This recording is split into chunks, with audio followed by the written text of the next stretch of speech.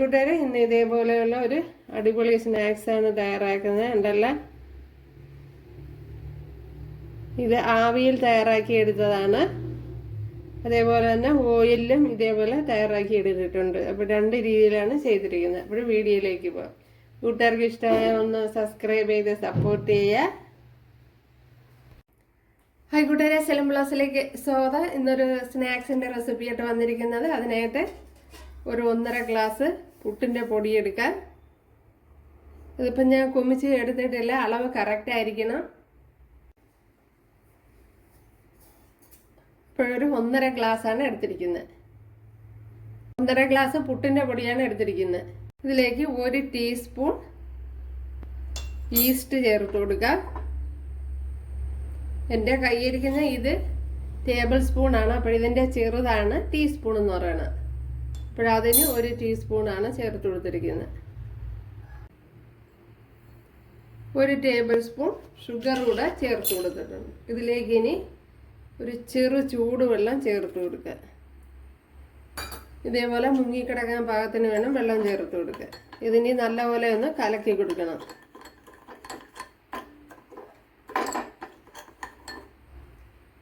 നല്ലതുപോലെ കലക്കി കൊടുത്തിട്ടുണ്ട്.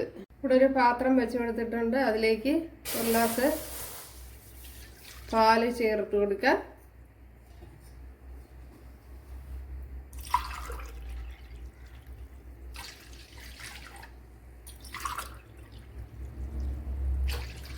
രണ്ട് ഗ്ലാസ് വെള്ളമാണ് ചേർത്ത് കൊടുത്തിട്ടുള്ളത്. 1 ഗ്ലാസ് പാലും 2 ഗ്ലാസ് വെള്ളവും ഇവിടെ തിളച്ചിട്ടുണ്ട്. ഇതിലേക്ക് ശർക്കര ചേർത്ത് കൊടുക്കുക. അപ്പോൾ ശർക്കര നല്ലതാണെന്ന് ഉറപ്പ് വരുത്തണം. അതിന് ശേഷം വേണം ചേർത്ത് കൊടുക്കാൻ. ഇതിലേക്ക് 1 ടീസ്പൂൺ ഏലക്കയുടെ കുരു പൊടിച്ചതാണ് ചേർത്ത് കൊടുത്തിട്ടുള്ളത്. ഇനി ഇതിലേക്ക് 1 ടീസ്പൂൺ നെയ്യോടി ചേർത്ത് കൊടുക്കുക.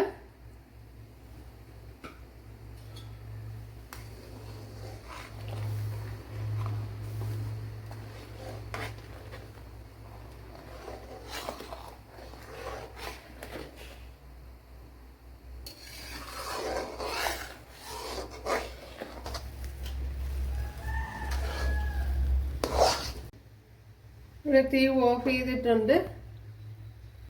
മാവൊന്ന് അടച്ചു കൊടുക്കുക. ഇനി ഇതിലേക്ക് നമ്മുടെ ഈസ്റ്റ് ചേർത്ത് കൊടുക്കുക. നേരത്തെ തയ്യാറാക്കി വെച്ചിരുന്ന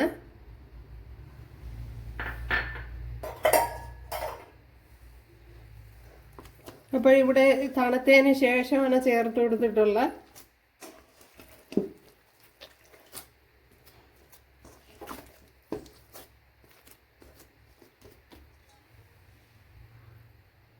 നമ്മുടെ മാവ് ഇവിടെ നല്ലതുപോലെ റെഡിയായി വന്നിട്ടുണ്ട്. കണ്ടല്ലേ, ഇതേപോലെ നല്ല മയമാക്കി എടുക്കണം.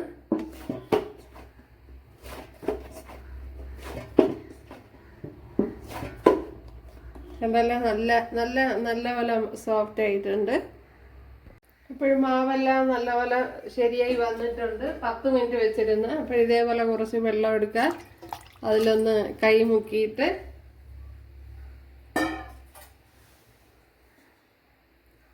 ഇതേപോലെ ചെറിയ ഉരുളകളായിട്ട് എടുക്കുക. ഇതെല്ലാം വളരെ എളുപ്പത്തിൽ തന്നെ ഉരുണ്ട് വരികയും ചെയ്യും. മാവ് നല്ല പരുവത്തിന് കുഴച്ചെടുക്കണം. നല്ലപോലെ കുഴച്ചെടുക്കണം. ഉണ്ടല്ല, പെട്ടെന്ന് തന്നെ ഉരുട്ടിയെടുക്കാൻ പറ്റും. അപ്പോഴെല്ലാം ഇതേപോലെ ഉരുട്ടിയെടുക്കുക. ഓയിലിലേക്ക് ചേർത്ത് കൊടുക്കുക. ഓയിൽ ചൂടായിട്ടുണ്ട്.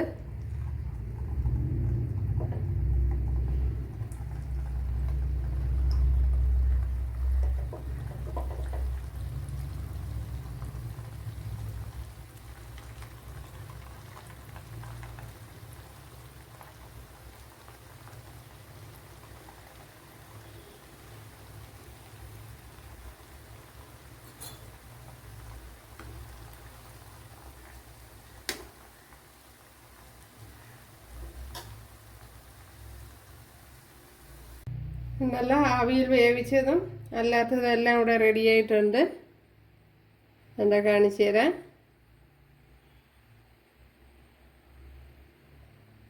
1 നല്ല സോഫ്റ്റാണ് ആകാം. പുറം ചെറിയ രീതിയിൽ ഒരു ക്രഞ്ചി ആയിട്ട് വരും. ഒത്തിരി അങ്ങ് മൂപ്പിക്കേണ്ട. അപ്പോൾ ഏതാണ്ട് ഇതേപോലത്തെ കളറാകുമ്പോഴത്തേനും അങ്ങ് എടുക്കണം. അപ്പോൾ ഇതേപോലത്തെ കളറായി കഴിഞ്ഞാൽ ഇച്ചിരി എൻ്റെ പുറം ഇച്ചിരി എന്തോന്നാണ് കുറച്ച് ഹാർഡാവും.